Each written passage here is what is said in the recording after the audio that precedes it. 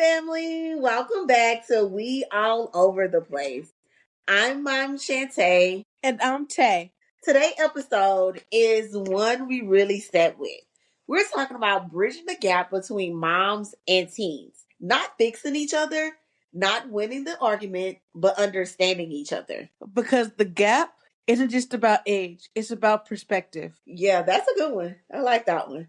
Before we can bridge the gap, we have to admit it exists. And that doesn't mean someone failed. It means we're in two different seasons of life.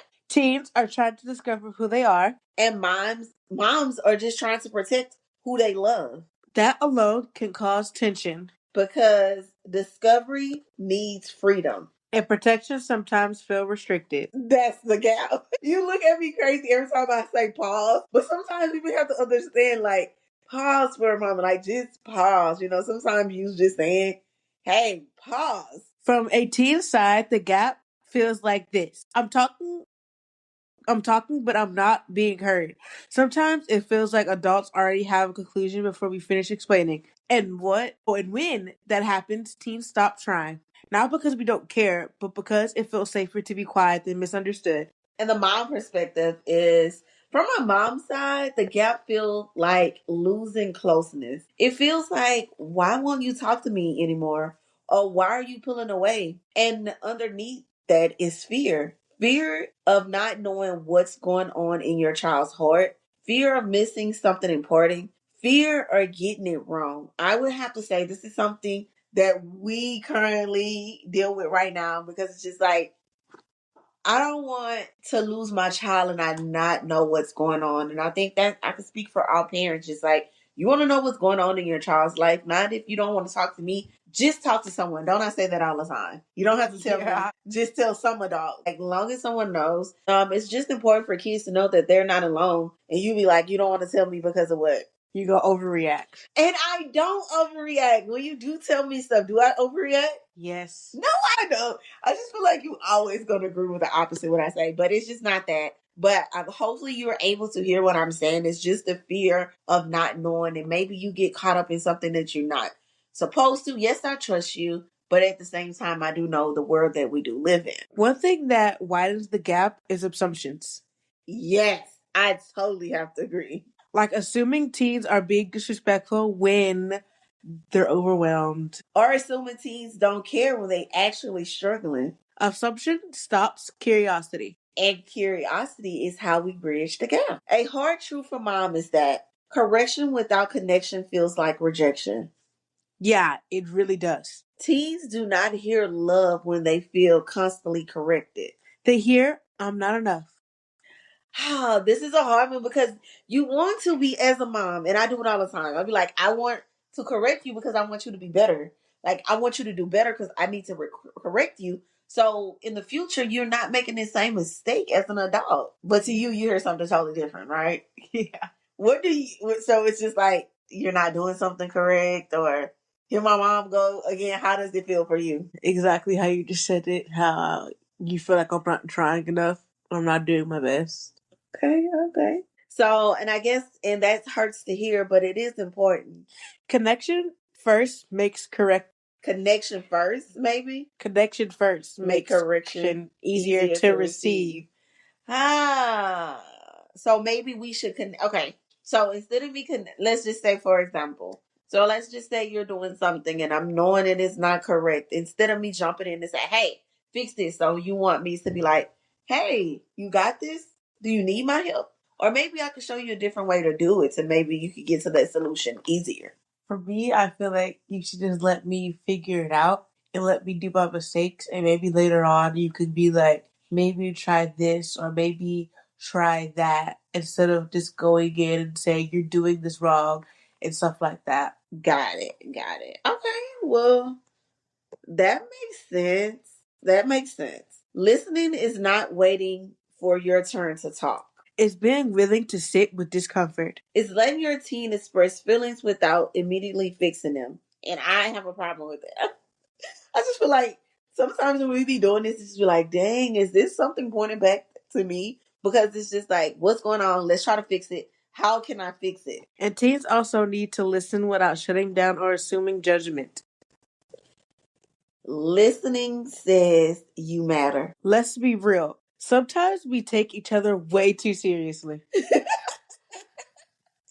Like I always say, hey, we're not making it out of here alive. Why are we so serious? So I would agree, yes, we do. Like when mom said we need to talk, that raised me kind of like, oh, what are you going to say I did wrong today? That makes you panic.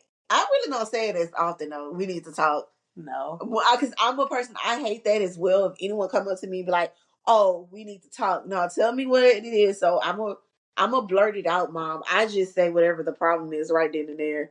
Like, yeah. And then when teens say never mind, and moms immediately assumes the worst. Laughing helps lower defenses. But when you guys say never mind, it's like, why you're shutting me out? Why you don't want me to understand what you're going through right now? Like, why are you not talking to me about it? Like, that's what that means when you're sitting here saying, never mind. And it's like, no, tell me what you say. And then at that same time, I start to get frustrated. And I'm like, really? You're going to be like, never mind. You could have just told me what you said, right? Mm-hmm. That's like, our story day in life, like literally. Yeah, and I would agree with you. Laughing helps lower the fence and makes harder conversations feel a little bit more safer. So I would say something to help bridge that gap for moms. Here are a few ways moms can help bridge the gap. Ask open-ended questions, validate feelings before responding, separating behavior from identity, apologize when you miss the mark. I have to truly say that's something that I work on every time with the open-ended questions and also just validating feelings. I never want my daughter to feel like her feelings do not matter. Maybe in that moment it's like, okay, you're doing too much, you're dramatic, but I also want her to have that space and time to go ahead and express herself. Then afterwards, once it's boiled over, I always come back because I'm just goofy. And I would be like, you know you was extra during that time. You know you was too extra. And then we'll laugh about it. And for teens, speak up even when it feels awkward. Use I feel instead of shutting down. Remember your mom is learning too. Give grace when intentions are good. I love it. Yeah, I don't know why I be snapping my fingers. Sometimes, wait, what is it? Clock it. You say this every time. I do because that's the little trend you always be like clock it. So I'm like, clock. Is it a new one? No. I'm not doing 6 7. Oh my gosh, I'm so tired of 6 7. Like, oh my gosh. And to see adults do that, it makes me cringe. Sorry to anyone that does it. It is cringe, cringe. Anyways, I love it. Remember your mom is learning too. And that's something that most kids don't understand. Your parents are growing with you. If you're the first child, they're learning as they're growing with you. They have not done this before. And always give your parents grace, just as you guys as teens want grace as well. Always give your parents that grace as well. I love it. I love it. You want to know something? I'm sorry, since we was on 6 7, I'm in a meeting with my colleagues, with the CEO of our company. And he kept saying 6 7. And one of my coworkers was like, 6 7. And I'm like, I know you're not. You're overgrown adult sitting here saying 6 7. The CEO of the company did not know what they were talking about. So it was just like awkward. But anyways, that's just my cringe moment with 6 7. Is 6 7 played out with you guys yet or no? I really don't use it as often anymore. It's like everywhere you go, you are seeing it's like, okay. We should chill. make 1-2 a true now. 1 2? 1-2. Oh God. So instead of saying 6 7, you're gonna say 1 2. Would it be the same hand motion? It'll be 1-2. Oh, you would go down 1 2. Oh yeah, lame. Definitely not. Definitely not. You know that other challenge that I'd be like is so lame that you guys be doing? That one when you cover your nose and you do your hand like that. Like, are you saying somebody stink? What Yes. do? Oh, that's what that means? It called the fish dance, I think. Yeah. I don't think you said no one stink. I think you're just moving through water or something, right? Or shark dance, I don't know. But yeah, I hate that. people do it at my school, but they stink. See, I don't like that. If I ever see you doing it, I'm gonna be like, oh my gosh, no, cringe, cringe. And I do it to my dog. No, I just like because he doesn't have a reaction. He just looks at me crazy. And what kind of dog? You talking about your dog, so you have to say who your dog is. Oh, my dog, his name is Oreo. Oreo what? McFlurry. Oreo McFlurry. What kind of dog is he? He's a mixed poodle. I think he's a a Vaishon, I don't know if I'm saying it wrong, I'm sorry, and mixed with a mini poodle. Mini poodle. So he's not He's that so, big. he's so cute, and Oh, I love him so much. Like I love him with all my heart. this is what I mean by bridging the gaps, you guys. I do not like animals, right? So being that I had to find something, my daughter's the only child, and I had to find that connection with her. That bridging the gap was me letting her get a dog. And let's since we're dealing with a snowstorm, how does it feel having that wonderful dog and you have to walk in snow, well, ice? I almost fell in the ice. I was saying this like a last couple of episodes ago. I was I was walking my dog, and my dog, he doesn't like loud noises, so he hates motorcycles. He also hates the maintenance people when they come on the little buggy carts. I don't know if you have maintenance people when they do that. So he likes to chase after them and bark at them. So today he was trying to race after them, and I was like, no, he was pulling me, and I'm still scared to walk. But it was actually snow, y'all. It wasn't ice this time. Oh, yes. Let's just go ahead and say, me being the mom that I am, maybe a day or so ago, I tried to walk him and the snow had turned to ice. So I went sliding down our walkway. It was so embarrassing. Thank God no one see me. I just jumped up. It was just like, ugh. But the following day, I was in pain, needed a muscle relaxer because my whole left side of my body was hurting. But nevertheless, we get to talking and get off topic. But it kind of ties into bridging the gap. That was something that I had to bridge the gap with my daughter. With the dogs being an only child, which that was something she needed and probably wanted for emotional support. So it's something sometimes that I'm okay that I did go ahead and do. So with that being said, it's okay to sometimes trust the process. Trust isn't demanded, it's built.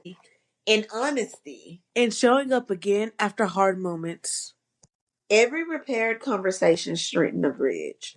And it's something that I tell my daughter about all the time when it comes to trust. If I don't trust you, I can't let you do anything, right? You start off with trust, and how you lose trust is not gaining my trust or doing something to lose it. She'd be like, I'm getting a car at 16, I'm getting a car at 16. I'm like, well, in order for you to get a car, I have to trust you. If I do not have that trust, guess what? Are you getting a car? No. No car. So this is a perfect example that trust is built. You have to build it, and it's constant and honesty, right? So keep that in mind, teens. When you want something from your parents and it was like, you need to build my trust, you have to show them why they can trust you. And you have to show them, like, hey, it's okay. I got this. I'm doing well. And you can always count on me to come through as a child. So if you believe, this is where faith comes in. Grace gives both sides room to grow. God isn't expecting perfection. He's inviting progress. Please always know this. And at this time, we just want to have this open space for when it comes to God, He's not looking for perfect. If He was, He would not made us, right? So please keep in mind, perfect is okay. God is not looking for you to be perfect. God loves an imperfect person.